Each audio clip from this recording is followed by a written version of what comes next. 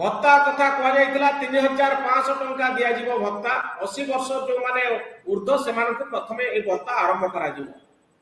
तो केवल मैनिफेस्टो रे जहाँ थिला सेया को सरकार देछन ना आउ किछि नुवा दिगो आपण देखि पारुछन। एथरे दुईटी जिंस सरकार करछंती काना सरकारन पई दुईटी मुख्य चैलेंज थिला जे समांतराल योजना जति की अछि उदाहरण स्वरूप कालिया योजना आउ पीएम किसान योजना एवं आयुष्मान भारत और विजु स्वास्थ्य कल्याण योजना लोक मैंने दी आड़ पैसाटा पाउथिले तेणु एबे सरकार ता गोटे बालांस करबा लगी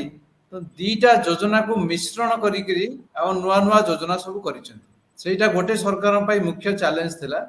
एवं सरकार आपण टिके हम दर्शक मान को बुझे दियंतु कालिया योजना परे जो योजना सीएम किसान योजना आसुची तो यार रूपरेख कौन हम बोली आपण भाबुचंती केते टंका प्रकृत रे लोक चासी को हाथ को आसीबो नहीं सरकार आगुरु भी आमे बहुत समय आमे अनेक जगह वितर्क रुए जे जदि सरकार काना टोटल टा मिसई देले 8000 एवं 4000 मिसिकरी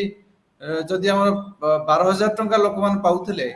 ताले 12000 टंका रु जदि टंकाटा भी कमी जिवो ताले जन असंतोष सृष्टि हो।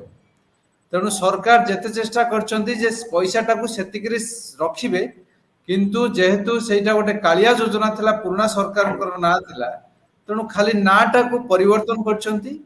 एवं नुआ योजना रे सेमती पैसाटा रखिछंती केवल राज्य सरकार पैसाटा ही आसीबो।